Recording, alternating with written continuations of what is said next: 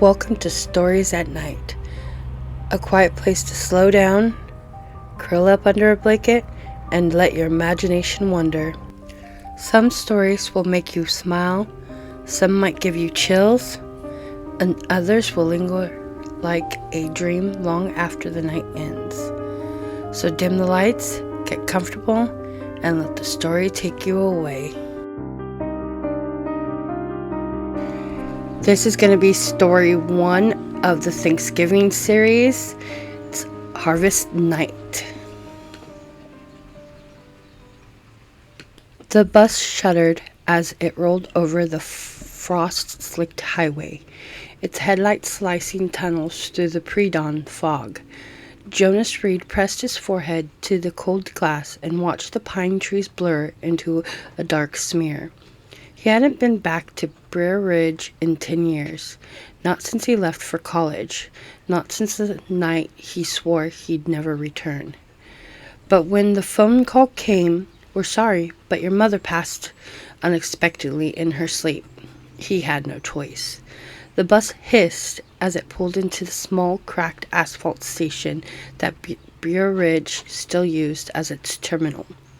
Jonas grabbed his single duffel and stepped out into the city air, his breath plumed white. The town looked exactly like the same and somehow worse. Shuttered storefronts, dim street lights that flickered like they were dying, and empty streets that felt abandoned even though it was almost sunrise. Something shifted at the edge of the fog. Not a person, just movement. Too low and fast. Blinked. But whatever it was had already vanished behind the old post office. A voice cracked the silence. "Jonas Reed, is that really you?" He turned. Miss Weller, who used to teach 3rd grade, stood near the benches clutching a wool coat to her shoulders. Her face was thinner, her eyes deeper, but the worried intensity hadn't changed. "Welcome home," she said softly, and hugged him before he could protest. As she pulled back, her eyes darted to the fog where he'd seen the movement. "You shouldn't be out here alone this early." "It's fine," Jonas said. "I'm just heading to my mom's place." She hesitated. "Get inside quickly, all right? It's Harvest Week." The way she said it felt like a warning. Jonas forced a small smile. "I remember. Parades, cornbread, carnival rides. Same old stuff, right?" Miss Weller didn't answer. She only tightened her coat and hurried down the sidewalk, as if something unseen were pursuing her. Jonas exhaled. "Good to be back," he muttered to himself. He made his way through town, passing boarded windows and wilted Thanksgiving decorations. Pumpkins sagged into moldy heaps on porches. The air tasted metallic, like rusted iron, and underneath it all, a pulsing, throbbing smell like damp earth turned over at night. As he approached his mother's house, he saw the missing persons flyers plastered across telephone poles. 7 in total, the most recent only 2 weeks old. Faces of people he didn't recognize, people who looked like they'd been smiling for the photo because they thought they were safe. Jonas swallowed hard. Inside the house, everything was quiet. Too quiet. He walked through the living room, remembering little things he'd forgotten. The cracked mantelpiece he'd broken as a kid, the bookshelf full of old paperbacks, the kitchen stove that took forever to heat. He touched the fridge door where his mother had hung magnets from every flea market she ever visited. His chest ached, and it wasn't from the cold. He spent the next few hours sorting through her belongings, answering condolence texts, and drinking the stale coffee he found in the cabinet. At noon, the tire siren wailed, one long, low note that vibrated the window glass. Jonas froze. The last time he heard that siren was the day Caleb Turner vanished. Caleb, his closest friend growing up, the kid who knew all the hidden trails through the cornfields, the one who laughed the loudest and dared Jonas to punch above his weight, the one who disappeared in November of their senior year. Jonas clutched his mug until his finger knuckles whitened. The doorbell rang. Jonas tensed as he opened it. A man stood on the porch, tall, broad-shouldered, wearing a sheriff's jacket and a grim expression. But his eyes lit up when he saw Jonas. Jonas Reed? Damn, it's been years. Jonas recognized him. Evan Pike, once the lanky kid who always got detention for carving into the school desk, now deputy sheriff. Hey, Jonas said wearily. Didn't expect to see you. Came to check in, Evan said. Sorry about your mom. She was good people. Thanks. Evan's gaze drifted over Jonas' shoulder into the house, scanning like he was checking for danger. Then he lowered his voice. You shouldn't walk alone after dark. Harvest night's tomorrow. I know, Jonas said. What's the big deal? Some parade and a bonfire? He tried to sound casual. Evan didn't smile. It's not like it used to be. Jonas waited, but Evan didn't elaborate. You're staying through the holiday? Evan finally asked. Just a couple days. Evan nodded tightly. Then stay indoors tomorrow night. And if you hear the ground move, don't go outside. Jonas blinked. What? Evan took a step back. Just trust me. And he walked away. Jonas closed the door and leaned against it.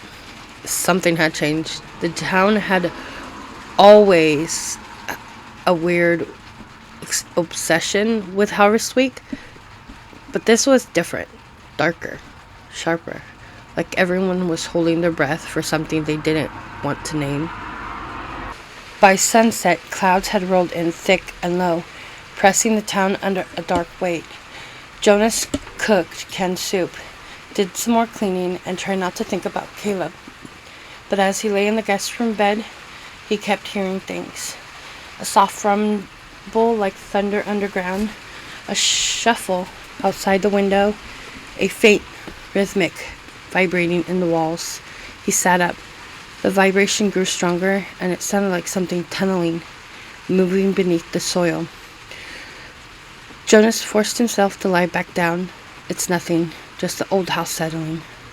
But deep down, he knew that wasn't true.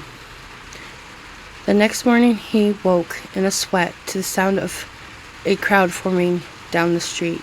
He threw on a jacket and followed the noise. At the center of town, a platform had been erected, the same one he remembered from childhood parades.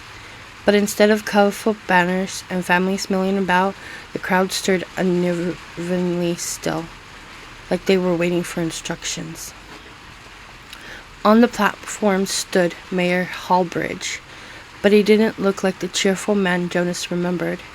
His face was pale, lined with exhaustion, and when he spoke into the crackling microphone, his voice carried like a funeral announcement.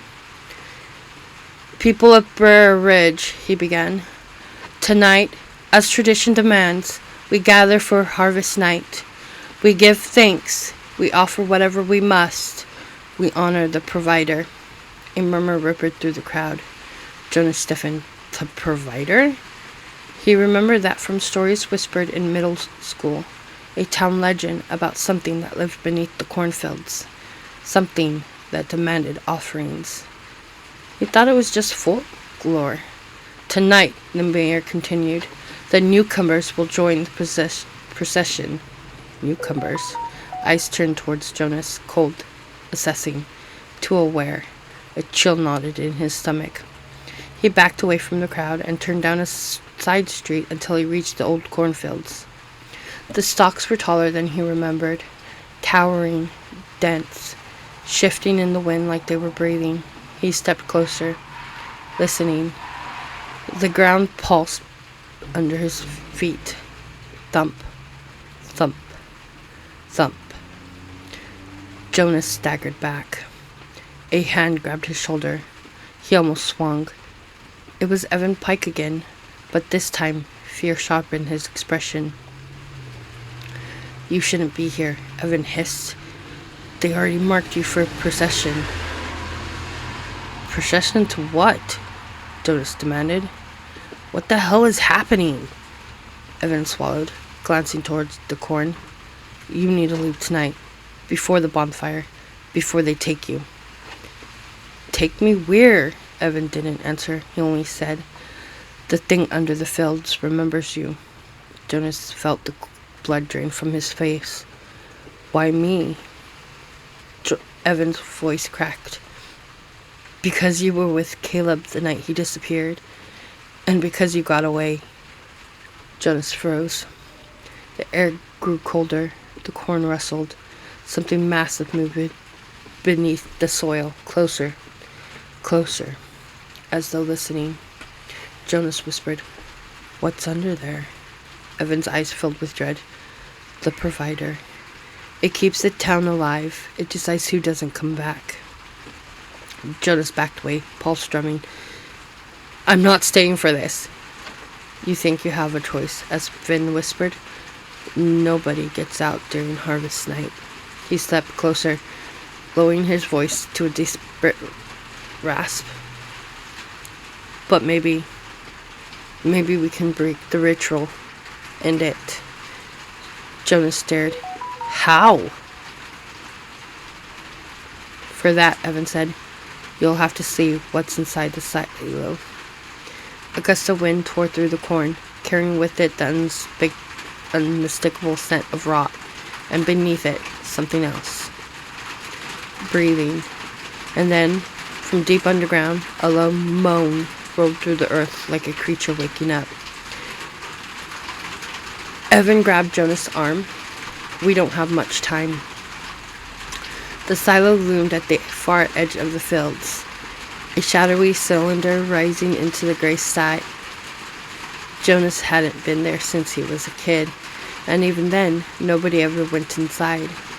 The town claimed it was condemned, unstable, infested with mold and rats. But Jonas remembered the way Caleb used to talk about it, how he swore he heard things moving inside at night, scraping, whispering, something that wasn't quite human. Evan kept a brisk pace as they cut across the frost-coated grass. Stay low. Anyone sees us, they'll report it. To who? Evan didn't look back. To the elders. The people who keep the provider happy. Jonas almost laughed. Almost. But every instinct warned him not to. When they reached the silo, Evan pulled out a ring of old keys. This place used to be off limits. They didn't want anyone finding out what's really in here. What's in here? Jonas asked. Evan hesitated before answering. Remains. The way he said it made Jonas' skin crawl. Evan worked a rust key into the lock. Their door groaned open, releasing a wave of cold, damp air that smelled like rot and old earth. Jonas blinked into the dimness. Thin slivers of light leaked through the cracks in the silo walls, illuminating the inside. Dust drifted like ash. Wooden beams, long, rotted through, leaned against dangerously.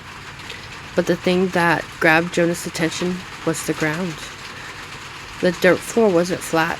It was disturbed, uneven, as if something underneath had pushed up against it. Evan stepped inside and motioned for Jonas to follow. Quiet. Sometimes it listens.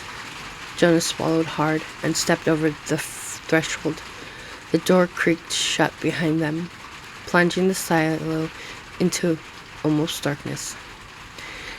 Evan clicked on a small flashlight. The beam passed over old farming tools, shredded tarps, and then Jonas' breath hitched. Bones. Half buried, scattered across the dirt floor like seeds. Dozens of them. Human bones. Some shattered. Some crushed. Some gnawed. My God, Jonas whispered. I told you, Evan murmured. This is where the offerings go. Jonas turned, horror tightening his chest. Offerings? As in sacrifices? The town's been killing people? No. Evan angled the flashlight toward the floor. The light trembled in his hands. The town doesn't kill them. The dirt rumbled beneath their feet. Both men froze. Something moves under here, Jonas whispered. Evan nodded grimly. And every harvest night, it comes to collect. Another rumble. Closer. Jonas' throat tightened. What happened to Caleb? Evan shut off the flashlight, plunging them into a dim gray gloom. You don't want to know. The earth shifted violently. Jonas staggered, a thin crack splitting the dirt floor, dust puffing into the air. Something was rising. Evan grabbed Jonas' arm and yanked him towards the door. We have to go, now! They burst out into the icy air just as the ground inside the silo gave a deafening groan. Jonas turned in time to see the dirt heave upward like a breaking wave. Something beneath it. Huge. Boneless. Withering. Pressed against the surface before sinking back down. Jonas' pulse hammered. What the hell is that? The provider, Evan said, breathing hard. It wakes early today. That's bad. Jonas stared at the silo door. Why did you bring me here? Because you needed to understand what we're up against. Evan wiped sweat from his brow. This thing, whatever it is, doesn't just take random people. It chooses. And 10 years ago, it chose Caleb. And me, Jonas said hollowly. Evan nodded. If I haven't found you running out of the maze that night, bleeding, it would have dragged you under. Jonas felt himself sway, memories flooding in. The maze, the screams, Caleb's hand slipping from his, dirt rising like a wave, a wet, choking sound, a pull at his ankle. Evan's flashlight cutting through the dark, grabbing Jonas while Caleb vanished beneath the soil. Why didn't anyone tell me the truth? Because the town needs the provider, Evan said quietly. It keeps the harvest good. It keeps the winters mild. It keeps outsiders from settling here. It protects Brer Ridge as long as it's fed. Jonas shook his head in disbelief. You can't be serious. Serious enough that 7 people are missing this month alone. Jonas felt nausea twist in his gut. So the town just allows this? Tradition, Evan said with disgust. Most people think the provider is some mythical guardian. They don't know what it really is. And the ones who do, he pointed towards the cornfields, they make sure no one talks. Jonas swallowed. The elders. Evan nodded. And tonight, they'll come for you. Jonas' heart pounded. Then we need to leave. Both of us. Right now. We can't. Evan's expression tightened. The roads are blocked off. Patrols are already out. No one escapes on harvest night. Then what are we supposed to do? Evan hesitated, then said something Jonas didn't expect. We kill it? Jonas blinked. Kill that? Whatever's under the ground? That's impossible! Maybe. Evan looked towards the silo, voice low. But if we don't try, more people die. And the next person it chooses might be you. Jonas paced, adrenaline buzzing under his skin. How do you even kill something underground? We don't know what it is, Evan admitted. But the elders keep records, old journals, maps, ritual instructions. If we get them, maybe we can figure out its weakness. Where are the records? Evan's jaw tightened. Town hall. Jonas excelled shakily. Of course they are. And we'll only have one chance, Evan added. Right before the procession. Everyone will be at the bonfire, preparing the offering. We sneak in, grab the journals, and go. Sounds simple, Jonas said bitterly. Evan didn't smile. Nothing about harvest night is simple. By late afternoon, the sky had darkened with thick clouds. The street felt barren and tense, like the whole town was bracing for an earthquake. Jonas and Evan cut through the back alleys, staying out of sight. The temperature dropped. Smoke rose from chimneys, and everywhere Jonas looked, he saw people carrying bundles of dried corn and wreaths of woven husks, offerings. Every porch had a carved symbol above its door. Jonas didn't recognize it, but it resembled a sharp, twisted spiral, like something drilling down into the earth. He shivered every time he saw it. "Don't look at the symbols," Evan muttered. "They're meant to draw attention, to call you in." "Call me in?" Jonas asked. "To the ritual." Jonas looked away immediately. They reached the town hall just as the first bells rang. The sound echoed through the streets, long and heavy. "Procession starts in 2 hours," Evan whispered. "People will be gathering at the square soon. This is our window." Jonas glanced around. "Where's the sheriff?" Evan's jaw clenched. "Let's just say he's not on our side." "Great." Evan picked the lock to the side entrance and pushed open the door. They slipped inside the dark hallway, careful not to disturb the dust layering the floor. The air smelled of old paper and mildew. "This way," Evan said, leading Jonas to the basement.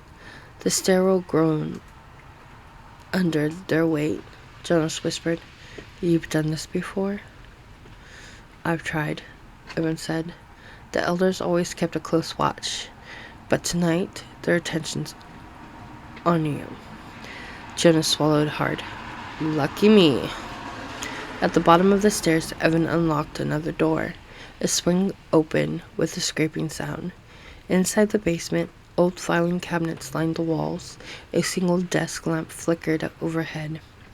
Evan rifled through drawers until he found a large, dust-covered ledger bound in cracked leather. "This has the oldest records," he murmured, "from when the first settlers arrived." Jonas scanned the brittle pages. Most were filled with drawings of underground tunnels and a huge serpentine salute.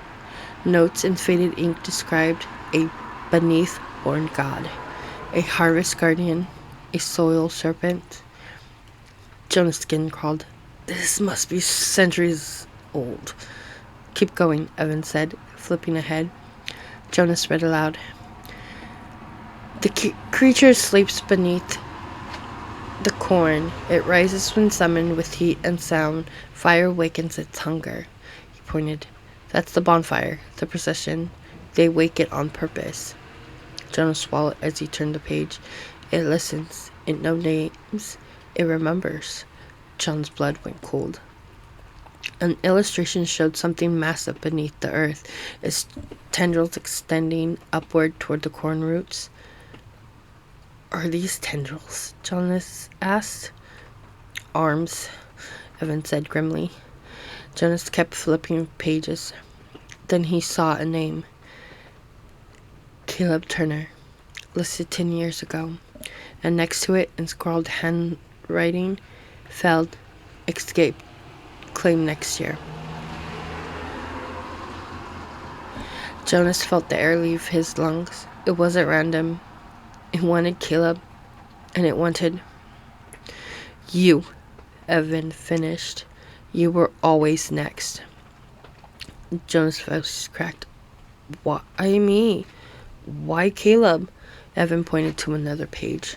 A list of names, all children of families without ties to the elders. No political power, no influence in the town. Expendable. Jonas felt sick. A sudden thump above them made both men jump. Footsteps, heavy ones. Someone was upstairs. Evan snapped the ledger shut and grabbed Jonas' arm. "We gotta go, now!" They slipped out of the basement and crept down the hallway. But the footsteps got louder, coming down the stairs. Jonas froze. Evan whispered, "Stay behind me." The stairwell door creaked open. Flashlight beams swept the walls. A voice called out low and cold, "You boys lost." Jonas recognized it immediately. Sheriff Rodman. Evan pulled Jonas backward behind a stack of boxes. Redmond's boots thuddered on the concrete. "I know you're down here," the sheriff snarled. "Come out before the elevators arrive. They want the newcomers intact." Jonas' heart hammered. Evan whispered, "On my signal, run." Jonas nodded, swallowing a surge of fear. Rodman's flashlight beam passed inches from their hiding spot. "One of you," the sheriff said softly, "belongs to the provider." He took another step. Evan lunged first, grabbing a metal pipe from the floor and slamming it against a cabinet to make a loud metallic crash that echoed through the basement. "Run!" Jonas sprinted for the door as Rodman cursed and scrambled to follow the noise. Evan shoved Jonas through the hallway. "Go, go! Get outside!" "But what about you? I'll catch up! Move!" Jonas ran out the side exit, heart pounding, lungs burning, the ledger clutched in his hand, trembling with each stride. He heard shouting, Rodman bellowing orders, doors slamming, the beginnings of a manhunt. Jonas didn't stop until he reached the cornfields, where the breeze whispered through the stalks like soft, hungry breath. Somewhere deeper in town, bells began to toll again, long, slow, ominous. Harvest night has begun. Jonas plunged into the cornfields, the ledger clutched tightly in his shaking hand. The stalks towered over him, whispering as they swayed, as if they knew he was there. The wind picked up, carrying the scent of damp soil, and something deeper, something alive. He forced himself forward, boots crunching the frozen ground. Behind him, a dog barked sharply. Then came the shouts. "He ran into the fields! Found out! Don't let him get far!" The police weren't searching for a fugitive. They were hunting prey. Jonas kept moving, weaving through rows until his lungs burned. Every direction looked the same. Endless corridors of black corn. His fingers grew numb around the ledger, but he refused to drop it. It was the only thing that made sense in this nightmare. He ducked low, crouching between the stalks to catch his breath. The wind hissed through the leaves, masking footsteps in the distance. Or maybe there were no footsteps. Maybe it was the ground breathing again. He pressed a hand to the soil. It pulsed. Once. Twice. A deep, slow beat, like the heartbeat of something colossal. Jonas jerked his hand away. A faint rustle came from behind him. He spun. Nothing. Just the corn. "Jonas!" The voice was barely above a whisper. He almost missed it as the wind until it came again. "Jonas!" He turned slowly, dread curling up his spine. "Caleb!" he whispered before he could stop himself. The stalks behind him shifted, just slightly, as if something had passed between them. Jonas stumbled backward. "No," he breathed. "No, no, you're not here. You're dead. You're..." A shadow moved through the corn, too tall, too thin. Jonas bolted. He tore through the rows, hitting branches, tripping over ridges in the soil, ignoring the pain tearing through his legs. The ground shook beneath him, once, twice, like something massive rolled beneath the surface. Ahead, a faint glow broke through the darkness. Firelight. The town square. Jonas halted. He didn't want to run toward people hunting him, but the alternative was the thing whispering his name in the corn. He pushed forward and burst out of the field onto the edge of Main Street, gasping for air. The town square had transformed. Hundreds of people gathered around a towering bonfire, flames licking 30 feet in the air. Wreaths of dry corn husk lined the ground, forming spirals that led inward toward the fire. Everyone dressed in matching gray cloaks. Jonas' stomach dropped. Every face was solemn, every hand clasped, every eye fixed on the flames like worshippers at the altar. Mayor Halbrook Bridge stepped forward, raising his arms. "Tonight," he announced, his voice booming, "we honor the provider with the sacred procession. Tonight we give thanks. Tonight we continue Burr Ridge's legacies." A low murmuring began among the ritual growers, a chanting, a rhythmic hum. Jonas ducked behind a barrel, heart pounding. He scanned the crowd for Evan, but he saw no police uniform, no sign of him at all. His chest tightened. Did the sheriff get him? Did he sacrifice himself to let me escape? The chanting rose louder. "Harvest night, harvest night, harvest night." Jonas pressed his back to the barrel, shaking. The heat from the bonfire washed over him, even from this distance. Then he noticed something horrifying. The spiral patterns on the ground, the ones made from dried corn husks, were moving, shifting subtly as if something beneath the earth was pushing upward. Jonas flipped open the ledger to a page he skimmed only briefly. At the height of the fire, the creature rises to feed. The ground becomes its tongue. The offering is drawn into the earth. Offering. The procession leader stepped forward, an elder with sunken eyes and a carved wooden cane. "We begin," she declared. Two men dragged a terrified young woman toward the center of the spiral. Jonas' stomach clenched. "No, no." The woman fought, screaming, "Please stop! Let me go!" But her screams drowned beneath the chanting as the crowd surged inward. Jonas knew her face. He'd seen her missing person flyer the night before. "Evan," he whispered, "please tell me you're close." But no one came. He swallowed hard. "I can't just watch." He shoved the ledger into his jacket, wiped his sweaty palms on his jeans, and took a step forward. A hand grabbed him from behind and yanked him into the alley. Jonas nearly screamed, but a palm covered his mouth. "Quiet, it's me." "Evan." Jonas sagged with relief. I thought, Rodman." He almost did. Evan's voice was hoarse. "Sheriff broke my nose and tried to drag me to the elders. I got away. Barely." Jonas exhaled shakily. "We're going to sacrifice her." "Yes," Evan said grimly, "unless we stop it." Jonas stared at him. "Just the two of us?" He raised a shotgun he'd taken from Rodman's squad car. "Not exactly empty-handed." Jonas breathed out. "Okay, what's the plan?" Evan glanced toward the ritual. "We need to reach the bonfire. Fire wakes it, so maybe fire can hurt it? We light up the silo, the maze, everywhere it burrows.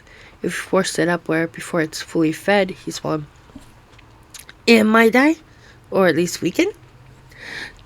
Jonas tightened his jaw. "Then let's move." They stuck to the shadows, creeping around the alley. The chanting grew louder, more frenzied. Evan peeked around the corner. "They've put her in the center." Jonas forced himself to look. The spiral husk now glared faintly, like embers, pulsing in rhythm with something underground. The young woman was tied to a post, hammered into the earth. Her eyes were wide with terror.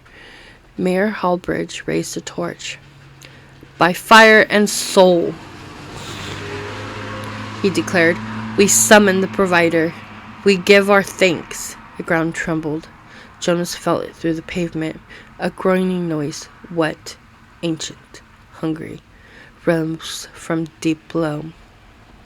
The mayor lowered the torch toward the husk spiral. Evan tensed. "That's it. Once it's lit, we're out of time." Jonas' heartbeat thundered in his ears. "Then what are we waiting for?" A voice screamed from behind them. "There! The newcomer!" Jonas spun. Two cloaked townspeople sprinted toward them. Evan fired a warning shot overhead. The boom echoed off the tree buildings. The cultists dove for cover. "Move!" Evan yelled. Jonas exploded from the alley as the crowd turned in confusion. Half of them kept chanting, the other half pointed at Jonas, shouting, "The offering escapes! Stop him! Grab the newcomer!" Jonas lunged toward the bonfire, dodging grasping hands. A man tackled him, knocking him hard onto the cobblestones. Jonas elbowed him in the jaw, scrambling up, and kept running. Evan fought his way after him, swinging the shotgun like a club. The mayor dropped the torch towards the spiral. Jonas reacted on instinct. He sprinted, grabbed a fallen side table from a Thanksgiving display, and hurled it at the mayor with every ounce of strength he had. The torch flew from Hallbridge's hand and clattered to the ground, flames licking the air harmlessly. The crowd gasped. Somebody roared, "Stop him!" Jonas barreled into the center of the square and reached the tied woman. Her eyes were wild. "Hold still!" he shouted, sawing at the rope with a sharp stone he grabbed from the fire pit. The ground pulsed violently beneath them. Evan charged in, covering Jonas as several townspeople surged forward. "Hurry!" Evan yelled, firing into the ground near their feet. Dirt exploded upward. Jonas freed the woman's wrist. "Run! Back to the alley!" She didn't wait to be told twice. But as she fled into the dark, the earth began to spiral beneath the spiral split. A crack tore through the cobblestones. The bonfire shuddered as the ground beneath it shifted upward. Something enormous pressed from below, stretching the soil like a drum skin. The chanting crowd fell to their knees, hand raised. "It rises! The provider rises!" Jonas stared in horror. A massive pell appendage pushed through the earth, thick as a car tire, slick, ridged, and pulsing. It writhed upward, tasting the air. A gaping maw-like opening ran along the underside, lined with teeth that rotated like grinding stones. Jonas rose. "That's not a snake," he whispered. "No," Evan's voice shaking. It's worse." The creature lunged, slamming into the center where the woman should have been. Finding nothing, it whipped towards Jonas like a striking viper. Evan shoved him aside at the last second. The appendage smashed in stones where Evan had stood, cracking them apart. Screams erupted. Jonas scrambled to his feet. "We have to lead it away," agreed, Evan shouted. "The silo! The thing's nest is underneath it. If it goes there, we can trap it." Jonas didn't think. He ran for the edge of the square. Behind him, chaos erupted as the creature thrashed, and the townspeople chanted frantically, torn between worship and panic. Evan stayed close behind until someone tackled him from the side. Jonas turned just in time to see Sheriff Rodman slam Evan to the ground. "You stupid son of a..." Rodman snarled, raising the rifle. "Evan!" Jonas screamed. Rodman drove the knife down, and Jonas grabbed a flaming brand from the fire pit, sprinted, and smashed it against Rodman's face. The sheriff howled, releasing Evan and stumbling back as the fire licked his cheek. Evan staggered to his feet, dazed. "Jonas, run! Go!" The creature bellowed, a deep, subterranean moan that shook the square. Jonas grabbed Evan's arm. "I'm not leaving without you." But Evan shoved him away. "It wants you, Jonas. I'll slow them down. Go!" Jonas hesitated, heart ripped open. Then the ground exploded behind them, and the creature surged upward again. Jonas turned and sprinted into the dark toward the silo. Behind him, the square descended into absolute madness. He ran until his legs felt like burning lead, until the bonfire's glow vanished behind the buildings, until the cornfield swallowed him again. The silo loomed ahead in the distance, a dark pillar against the stormy sky. Jonas stopped at the edge of the field, chest heaving. Then he heard it. A whispering sound behind him, moving through the corn. Fast. Too fast. Jonas. The voice was wrong, stretched, hollow, echoing like it traveled through a long tunnel. Jonas stumbled backwards. You're not Caleb. You're not. Jonas, help me. He wanted to run. He wanted to scream. He wanted to cover his ears and disappear. But he did none of that. He sprinted for the silo. Corn tore at his clothes. Branches slashed at his arms. His boots pounded the dirt. The whispering followed. Closer. Closer. He burst out of the corn and saw the silo door hanging open. Someone was inside. Jonas froze. A salute stood just beyond the threshold, tall, unmoving, waiting. He took a step back.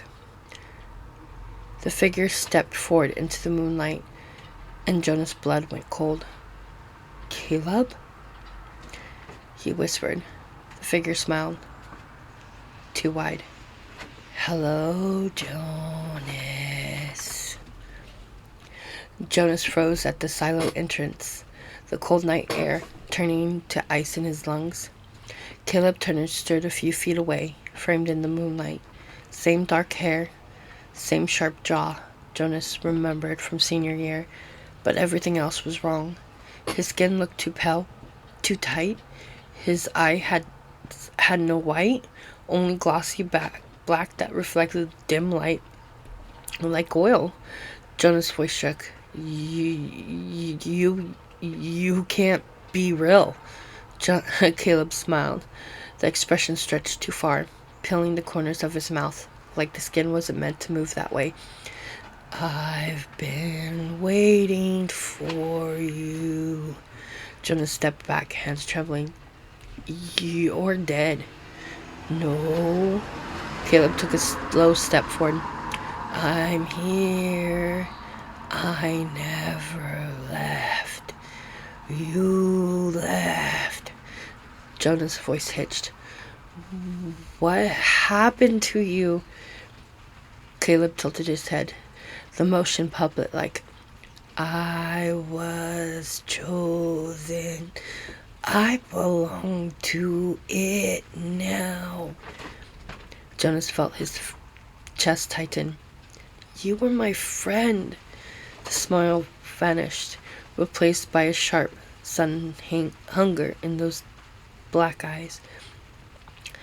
I still am, Caleb said softly.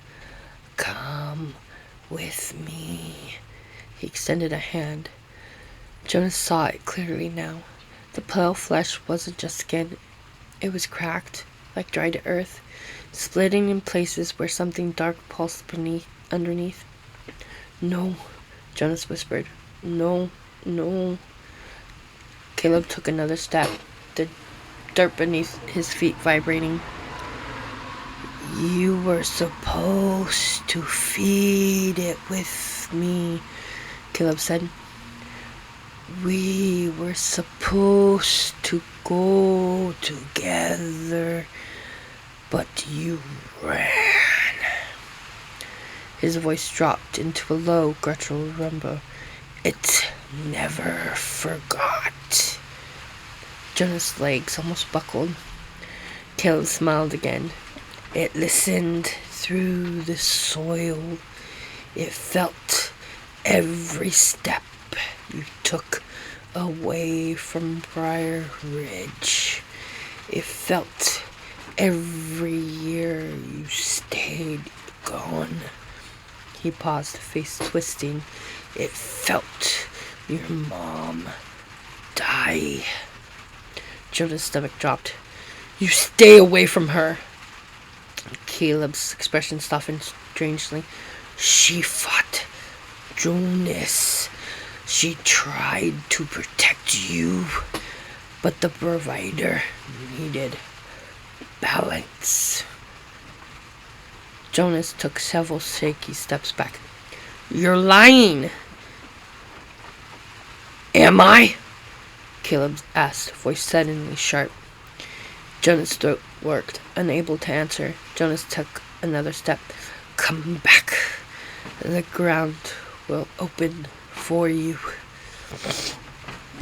Jonas forced himself to move. He stumbled backward and turned to run, just as Caleb lunged. A pale hand shot forward, grabbing Jonas' jacket. Jonas twisted, ripping free, fabric tearing. He sprinted around the silo's side, boots slipping on frost. Caleb's voice, stretched, warped, called after him. You can't run from the ground, Jonas. The earth rumbled beneath Jonas' feet, a warning. He kept running. He circled around the silo, pushed aside a fallen beam, and slipped inside through a broken hatch. The darkness swallowed him instantly, but he couldn't stop. He collapsed behind an overturned harvest crate, chest heaving. For a moment, only a moment, there was silence. Then Caleb steps outside, slow, almost lazy. I can smell you, he said softly. A chill tore Jonas' spine. He glanced around the silo's interior. The floor heaved slightly, rising and falling, like the surfaces of a sleeping giant. The bones, dozens of them, were much clearer than before, shifting.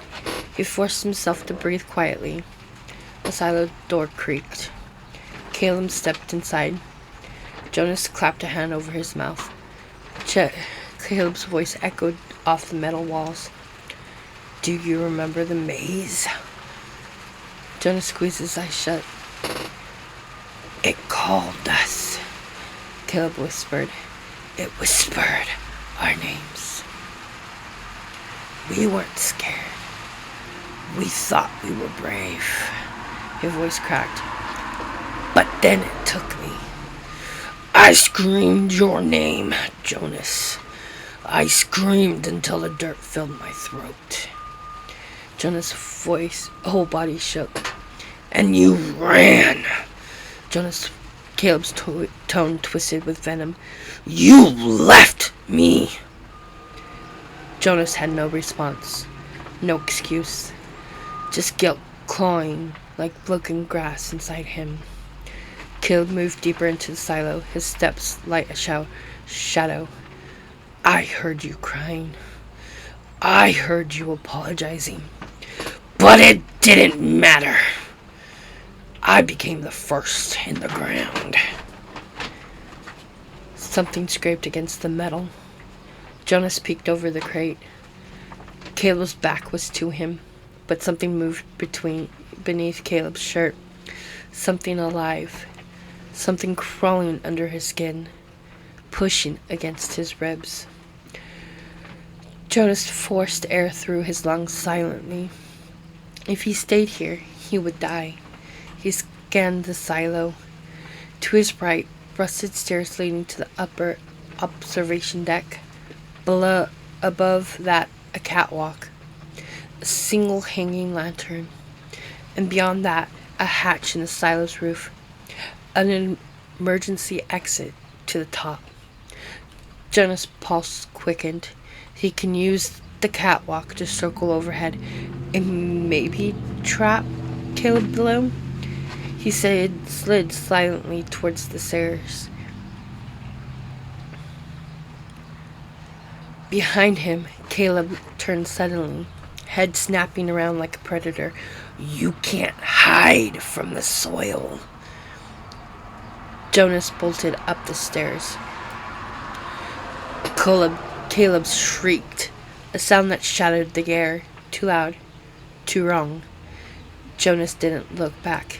He climbed, his hands slipping on the used rusted railing, breath burning.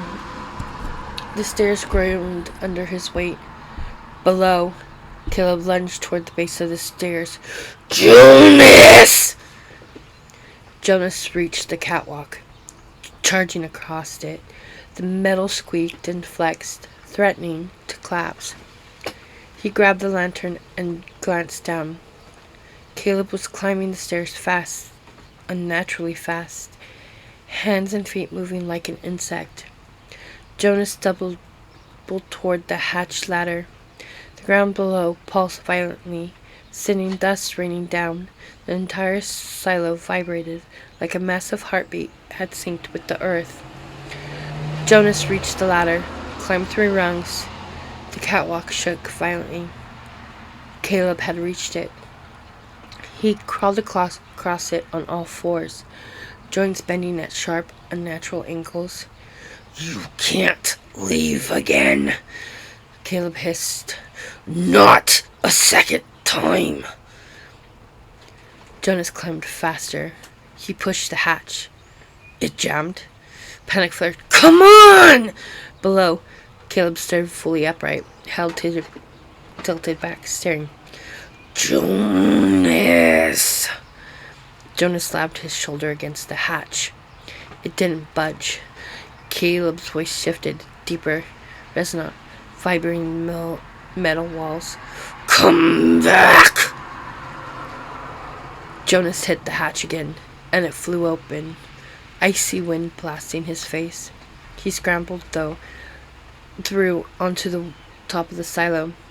The night sky stretched above him, thick clouds, swirling smoke from the bonfire, and the orange glow of the flames far away in town. He pulled the hatch shut behind him and locked it. Immediately, Caleb slammed into it from below, metal vibrating. "Jonas!" Jonas doubled back, heart pounding. He ran to the edge. From the silo roof, the entire town was visible, a glowing ring of fire and shadow. The bonfire towered above the square, rising higher every minute as the spiral patterns expanded outward like veins. Jonas felt the roof tremble beneath him. The ground beneath the silos shifted. Whatever monstrous body moved below was waking, fully this time. He needed a plan. A figure stumbled from the cornfield toward the silo, waving an arm. Jonas squinted. Evan! He was limping, bloodied, but alive. Jonas scrambled to the roof ladder. "Evan! Up here! Jonas!" Evan's voice cracked. "We have to destroy it now!" "How?" Jonas shouted back. "The ledger!" Evan pointed toward Jonas' jacket. "There's a page, a drawing, a weakness. Look!" Jonas fumbled out the ledger, flipping pages wildly. The wind whipped the brittle sheets. Then he saw it. A diagram of the creature. A massive, underground body stretching for miles beneath the field. At its core was a weak point, a swollen mass labeled the heart root. The source of its strength, its hunger, its voice. If the heart root was destroyed, the creature would die. Jonas scanned the drawing. "Where is it?" Evan pointed towards the silo base.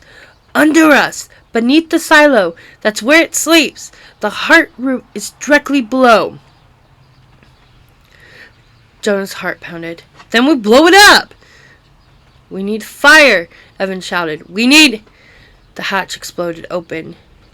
Jonas barely had time to react. Caleb crawled out, skin split, black ooze dripping from its mouth, eyes swirling with liquid darkness. Evan froze below. Jonas staggered back. Caleb emerged fully, spine arching grotesquely. "You can't kill it! It is the ground. It is the soil.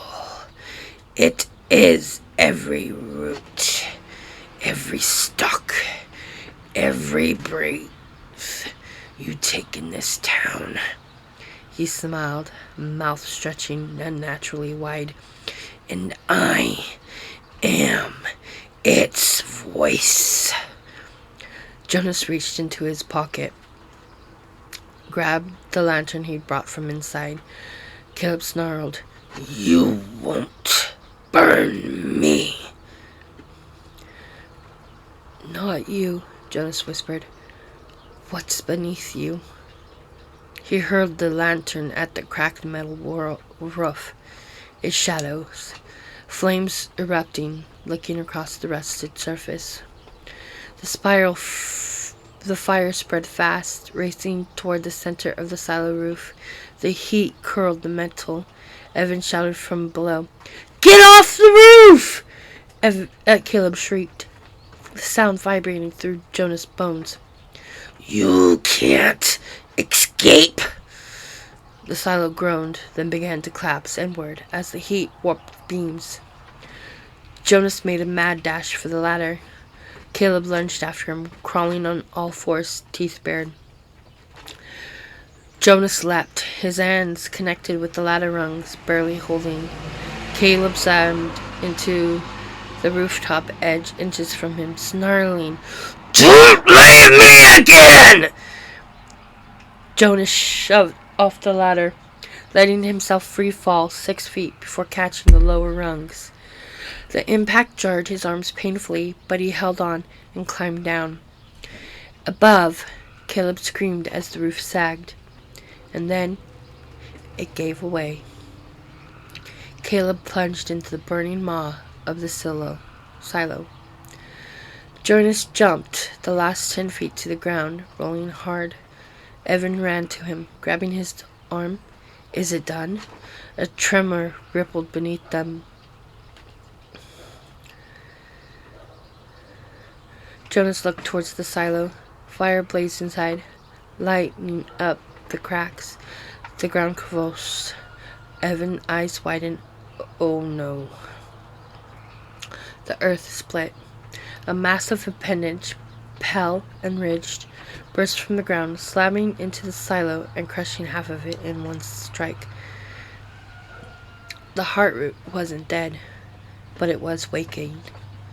The creature expanded beneath the fields, shaking the ground like an earthquake. Evan shouted, "Run!"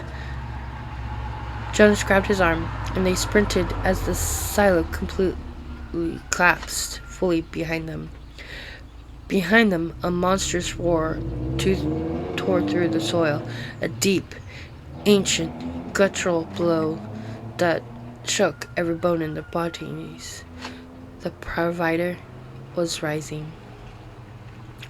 The earth buckled under Jonas' feet. He and Evan were thrown to the ground as the deafening crack split the cornfield. Stalks toppled like brittle bone, swallowed by a violent tremor rolling through outward from the silo ruins. Dirt geysered upward, and a massive pale appendage, thick, ribbed, pulsing, shot from the soil like a spine erupting from the earth. Jonas scrambled to his knees. "Evan! Evan!" Evan pushed himself off, coughing dirt. "It's awake. Fully awake." The appendage curled, reaching over the corn like a white, monstrous bridge. Then another erupted behind it. Then another. The ground writhed in adulterating waves, quaking beneath their feet. Jonas stared, horror freezing his lungs. "It's huge." "Bigger than the town," Evan rasped. "The heartroot isn't just under the silo. The whole creature stretches miles underground." The silo was just its face. Jonas swallowed back the bile. "Then we didn't kill it. We just pissed it off." A concussive roar rolled through the fields, vibrating the air, flattening corn in a 50-foot radius. Jonas felt it in his teeth, in his bones. It was a sound like mountains grinding together. Then the appendages plunged into the earth, and the creature moved toward town, towards the bonfire. "Oh God," Jonas whispered.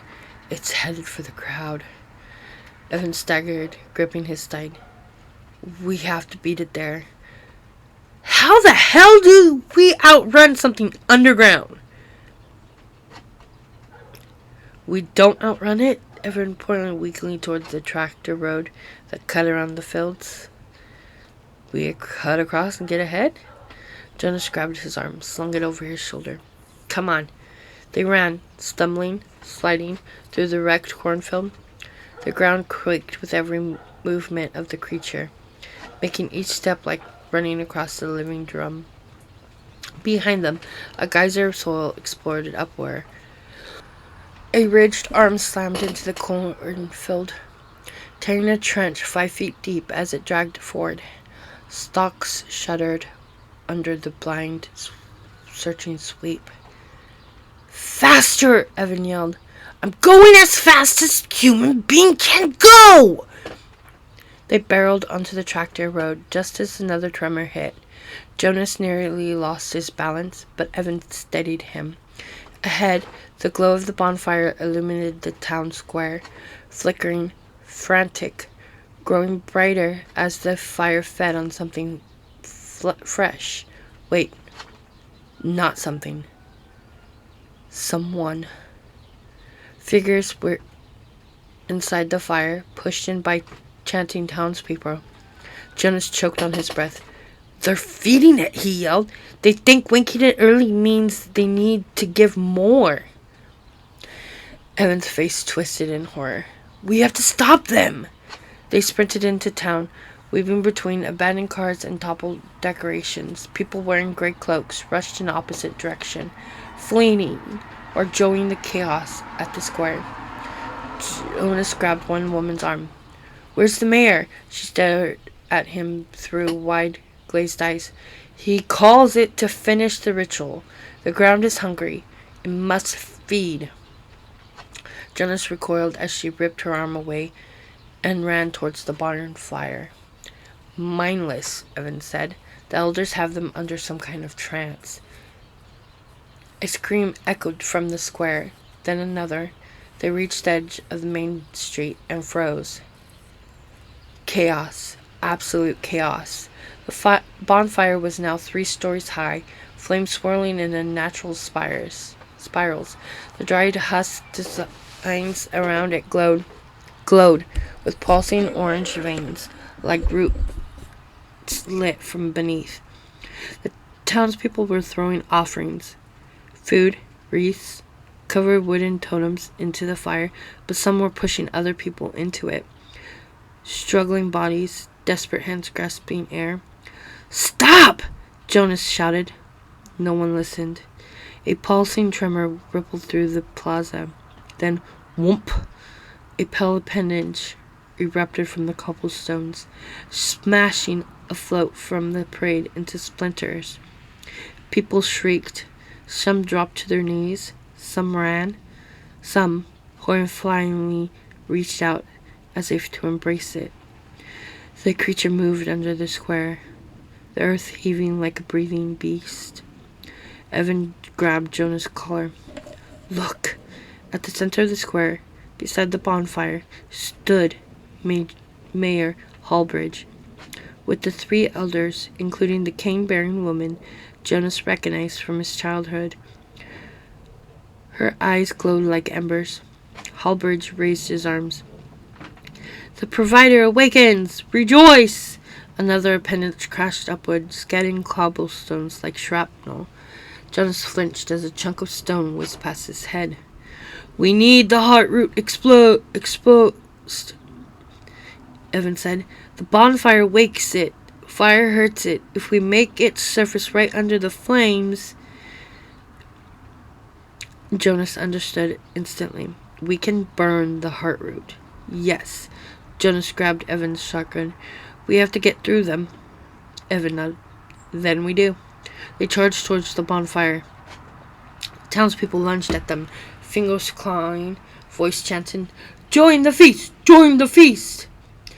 Jonas cracked the shotgun's butt across one man's temple. Evan elbowed another. The mayor spotted them. His smile froze. Seize the newcomer!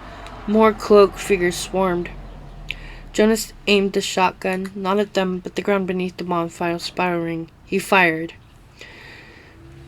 The blast ripped apart the husk. The chanting faltered. The ground beneath the fire shuddered. Evan grabbed Jonas. Again! He fired a second shot into the dirt. The explosion shattered part of the spiral. The bonfire flames flickered, then soared higher. The earth began to swell. Mayor Hallbridge shrieked, "Stop them! They'll wake it prematurely!" Jonas turned to Evan. "I thought we wanted to wake it?" "No! We want to drag it to the surface!" Evan yelled. "If it comes up all at once, its whole body, it will be vulnerable." "What happens if it wakes up underground?" Evan's face went pale. "It consumes the entire town?" Jonas' stomach dropped. The ground below the bonfire bulged upward. A deep, monstrous rumble shook the plaza. "Almost there!" Evan shouted. "Keep firing!" Jonas pumped the shotgun, but it clipped empty. "No, come on!" A cloaked elder lunged, grabbing Jonas' neck. Her grip was unbelievably strong. Jonas gasped, clawing at her wrists. "You will feed the ground," she hissed. "Your name is in its belly." Evan tackled her to the ground, ripping her away from Jonas. "Keep going!" Jonas looked around wildly and saw the mayor's torch discarded on the stones. He grabbed it. Flames licked the air. Jonas leapt forward and stabbed the torch into the broken spile. The dried husk ignited instantly. The fire turned from orange to white. The ground screamed. Not metaphorically, it screamed. A bellow rose from beneath the plaza, a sound so ancient and agonized that Jonas' bones felt like they'd fracture. The cobblestones cracked open, flames roared upward, and the heartroot surfaced. A massive, bulbous mass of pale flesh erupted from the ground, writhing like a gigantic pulsing egg sac. Veins spidered across its surface, glowing orange from eternal heat. Parts of it burst open, revealing twisted tentacles, teeth-like ridges, and black, slick tendrils. Jonas rolled. "What the hell is that?" Evan's voice cracked. "The heartroot! It's the core! Hit it again!" Jonas stretched the torch upward and jammed it into one of the fissures. The heartroot convulsed violently. Black ichor spread from the opening, sizzling on the cobblestones. The creature screeched, a sound that split the air. The whole plaza trembled. The bonfire collapsed inward as the heartroot absorbed its flames, feeding, burning, withering. The mayor screamed, "Stop them! Stop!" A massive appendage whipped across the plaza.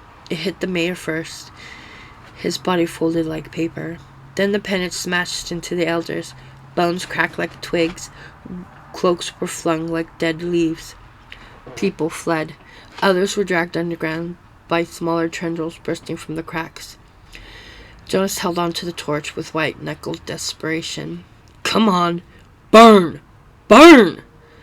Evan grabbed a chunk of burning wood from the wreck of the bonfire and smashed it into another. The heartroot shrieked again, louder, louder.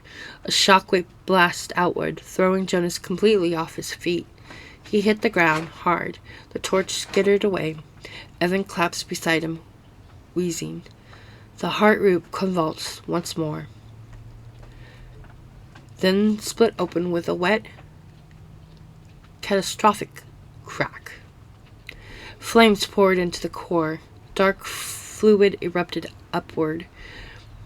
Jonas shielded his face as burning ichor splattered everywhere. Evan yelled, "It's dying!" The ground shuddered again, then went still. Completely still. The appendages flared blindly, then fell limp. A final groan reverberated under the earth, and the heartroot caved inward, collapsing into a smoking chasm. Silence washed over the plaza. Screams faded. Chanting stopped. Smoke drifted upward. Jonas lay on the stones, chest heaving, covered in ash and blood, staring at the hole where the creature's core had been. Is it over? He whispered. Evan fell beside him, trembling. I think we killed it? Jonas looked at him. Evan managed a broken, exhausted smile. But then, the ground beneath them gave one last, faint, shivering pulse. Jonas' blood froze. Evan swallowed. Don't move. Jonas didn't. The earth pulsed again, once, deep and slow. Jonas' heart slammed. Evan whispered, "It's not dead." Jonas stared at the ground beneath them as the sickening dread crawled up his spine. The heart root lay in a steaming collapse heap, but the faint pulses, growing stronger under the cobblestone, told him the truth. They hadn't killed it. They had only wounded it. Evan rose shakily to his knees, its withdrawing, falling back underground. Jonas swallowed hard. To recover? To strike again. A tremor deepened. A low, rumbling growl rolled through the plaza like thunder from the center of the earth. Evan grabbed Jonas' arm with trembling fingers. We have seconds, maybe a minute before it resurfaces somewhere else. And when it does, Jonas began. Evan met his eyes. It finishes the harvest.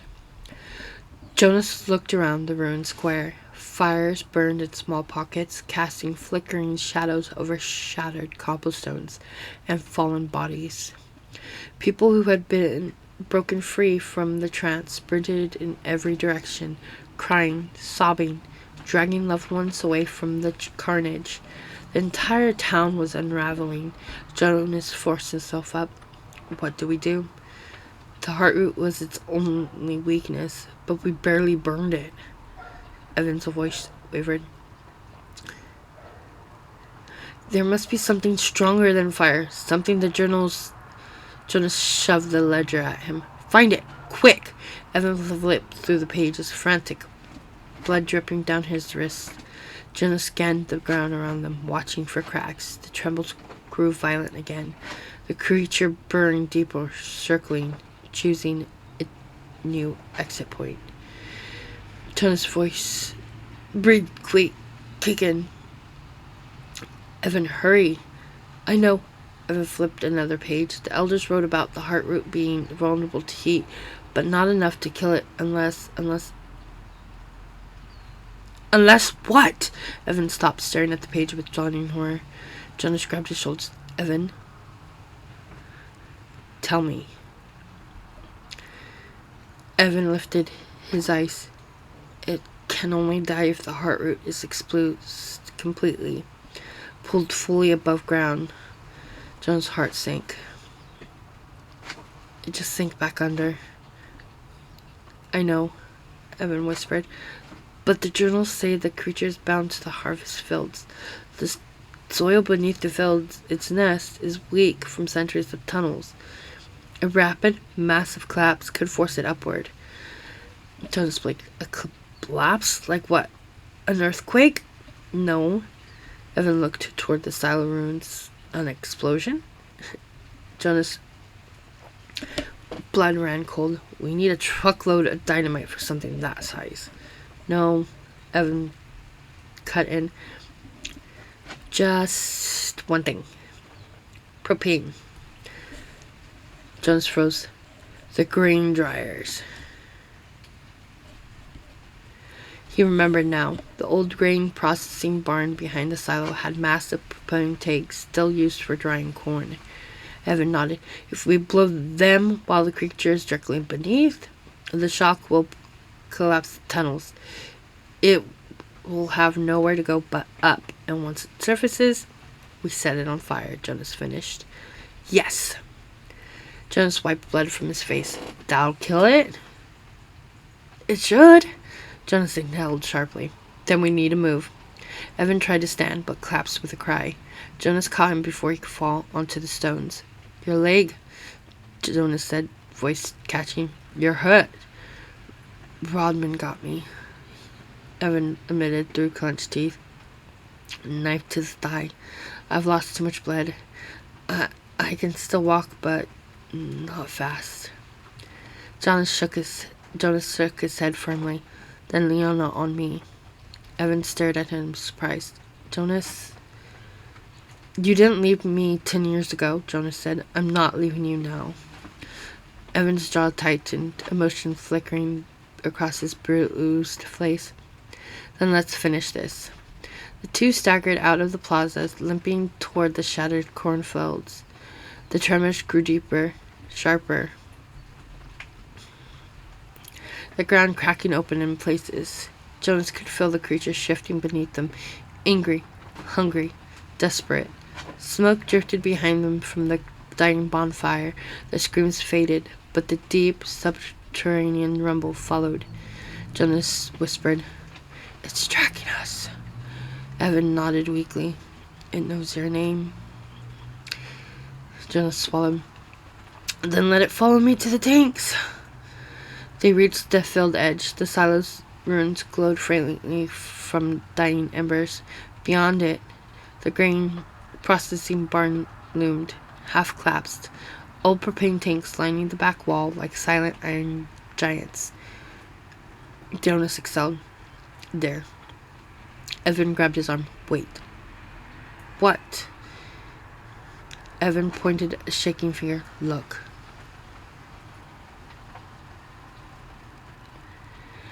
Jonas followed his gaze. The ground beneath the barn shifted, like something enormous was turned over. "Oh no." "It's already there," Evan whispered. Jonas scanned the soil. The surface bulged, then flattened, bulged again. The creature was circling, searching. Jonas' pulse thundered. "If we get close, he'll sense us." "It already senses you," Evan said. "You were marked 10 years ago." Jonas clenched his jaw. "Then I'll lead it to the tanks." Evan grabbed him harder. "No, if it surfaces under you, it'll kill you instantly." Jonas' voice lowered. "It wants me more than anything else." Evan stared. "That's why you have to survive this." Jonas held his gaze. "You said it yourself. It knows my name and remembers me. I'm the only one it'll follow." Evan's eyes burned. "Jonas?" The ground trembled violently. Tendrils burst from the earth 30 feet away, massive, pale, grasping blindly. It was close. Too close. Jonas turned to Evan. "Get behind the barn. Hide. When you see me reach the tanks, shoot them." Evan's breath hitched. "Jonas, I might hit you." "Then hit me," Jonas said fiercely. "If this thing lives, more people die. Maybe the whole town. Maybe towns after that." Evan shook his head, looking gutted. "I won't kill you." "Then aim wide," Jonas whispered. "But if I die with that thing." Another tendril slammed into the ground, sending dirt flying. Time was gone. Jonas grabbed Evan's shoulder one last time. "You saved my life once. Let me save yours." Evan's eyes finally broke. He nodded, tears forming. "I'll be right behind you." Jonas turned towards the shifting ground and ran. The earth bucked violently as Jonas sprinted through the wrecked field. The creature sensed him instantly. Tendrils shot upward on both sides, smashing through the corn, tearing trenches. The ground beneath Jonas' feet cracked. He leapt over a fissure as soon as the pelt of pinches erupted where he stood. "Come on," Jonas shouted into the soil. "Come get me." Another tendril lunged. He dodged left, sliding in the dirt. A third swung from behind, tearing through a tree stump. He ran faster. The processing barn loomed closer, its rusted tanks lining the walls like sentinels. Behind him, the creature bellowed beneath the earth, a furious, ancient roar that shook the air. It was following him. Good. "Jonas!"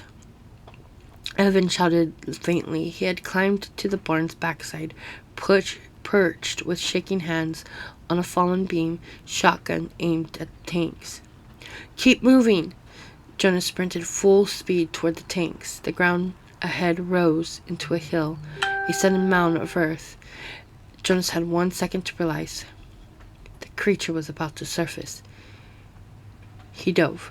The ground exploded behind him. A colossal mass burst upward, bigger than anything he had seen yet. It wasn't a single appendage this time. It was the beast's true face, a massive conglomeration of tendrils, teeth like ridges, writhing in a cluster like an underground maw. Jonas hit the ground hard, rolled, scrambled up, and reached the tanks.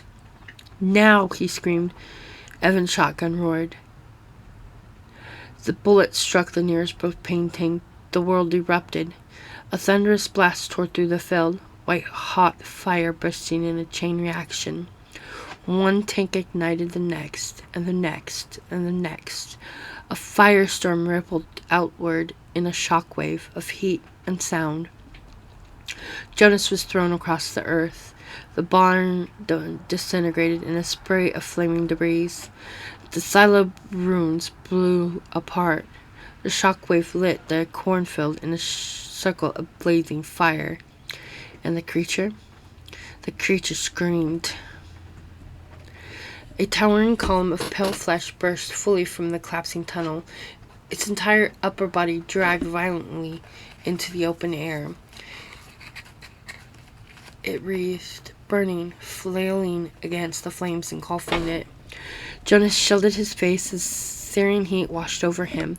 The creature's body split open in multiple places, black ichor spurting like diseased blood. Its ridged tendrils curled and shriveled in the fire. The heart root blistered, cracked, then burst. A final, deafening roar shook the night. Then the entire mass crumpled, burning, collapsing, sinking into the crater where the tanks had been. Jonas lay on his back, chest heaving, watching the fire consume the monster. Evan limped through the smoke, coughing violently. "Jonas! Jonas!" Jonas forced himself up. "Here! Over here!" Evan reached him, dropping to his knees beside him. Did we kill it?" In the burning crater, the last remains of the creature withered once, then turned to ash. Jonas exhaled, long and broken. "It's dead," he whispered. He didn't know if he was speaking to Evan or to Caleb. The ground, finally, went still. The fire took until dawn to burn itself out. What remained of the creature sank into the earth like sludge. The field smoldered. The town square looked like a war zone. Emergency sirens welled from nearby counties, drawn by the explosion and fire. People emerged from homes, dazed, traumatized, confused. Many had broken free of whatever trance held them. Some remembered nothing, some remembered everything. Evan sat beside Jonas on the hood of an overturned pickup, leg bandaged hastily, shotgun resting beside him. Jonas stared towards the sunrise. His arms were burned, his shoulder bruised, his throat raw. He felt like he aged in 10 years overnight. Evan broke the silence. "You realize we're going to have to tell them something?" Jonas nodded, though he wasn't sure what truth could ever be spoken aloud. Creature under the town, human sacrifices, a century-old feeding ritual. No one would believe it. Evan continued quietly, "But we don't have to explain everything. Just what helps the survivors sell." Jonas stared at his ash-coated hands.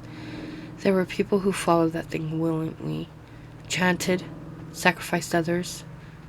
They were manipulated, Evan said, twisted, brainwashed for generations.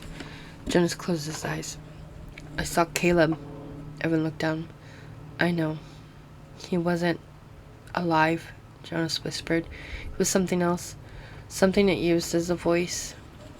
Evan rested a hand on his shoulder. "You freed him?" Jonas didn't answer. The sun climbed higher, warmth slowly cutting through the cold.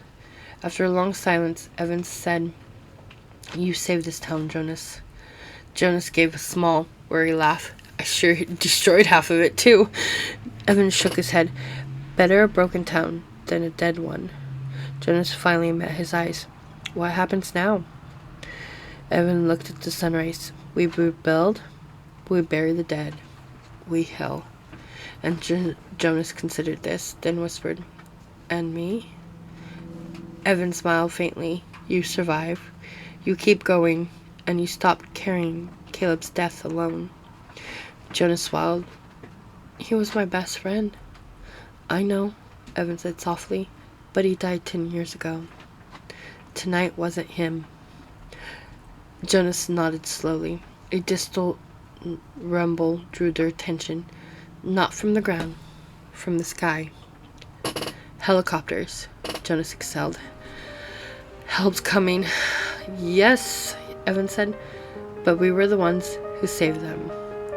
Jonas looked towards the crater one last time, where the last embers faded into ash. The provider was gone. For the first time in centuries, Brer Ridge was free.